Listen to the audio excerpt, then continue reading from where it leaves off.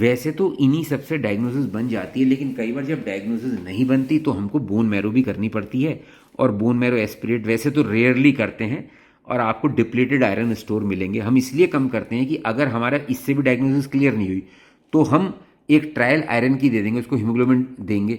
हो सकता है आयरन, अगर हीमोग्लोबिन के लेवल, आयरन की टैबलेट दी उसको और हीमोग्लोबिन के लेवल इंप्रूव कर गए तो इसका मतलब ये आयरन डिफिशिएंसी एनीमिया ही था। लेकिन कई बार बोन मैरो भी करनी पड़ जाती है।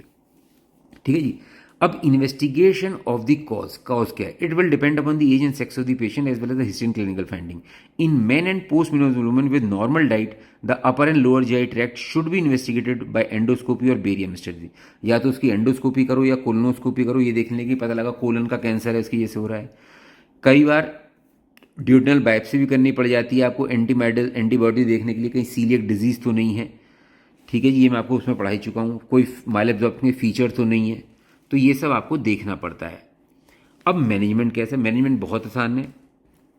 अनलेस पेशेंट को एंजाइना, हार्ट फेलियर या कोई सेरेब्रल हाइपोक्सिया नहीं होगा तो ट्रांसफ्यूजन की जरूरत नहीं पड़ती, और ओरल आयरन सप्लीमेंटेशन से ही काम चल जाता है। फेरस सल्फेट देते हैं 200 मिलीग्राम 8 आर्ली 195 मिलीग्राम पर 3 day is more than adequate and should be continue for 3 to 6 months to replete iron store. The occasional patient is intolerant of ferrous sulfate with dyspepsia and altered bowel habit. कई बार कुछ लोगों को दिक्कत हो जाती है, कुछ को डायरिया, कुछ को constipation.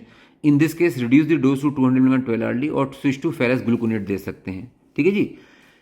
Delayed release preparation are not useful since they release iron beyond the upper small intestine where it can not be absorb. अब जो डिलेड प्रिपरेशन है उनका एब्जॉर्प्शन ही ड्यूडनम के पार होने के बाद होगा, तो वो एब्जॉर्ब भी नहीं होने की, जो डिजॉल्व भी नहीं होने की वहाँ पे। हीमोग्लोबिन शुड राइज बाय 10 ग्राम पर लीटर एवरी 7 to 10 days। ये कहते हैं 1% हीमोग्लोबिन बढ़ जाना चाहिए 10 दिन में करीब। और रेटिकुलोसाइट रिस्पॉन्स भी देखते हैं।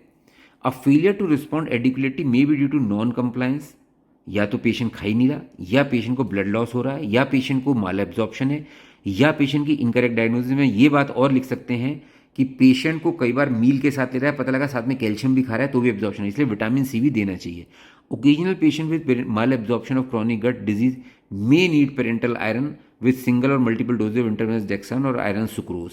आयरन सुक्रोज आता है, इसको एक एम्प्यूल हम इसको 100 ml नॉर्मल साइन में 1 घंटे में रन कर देते हैं आईवी। और एक फॉर्मूला होता है बॉडी वेट से निकालने के कि हम टोटल आयरन कितना दें उसको।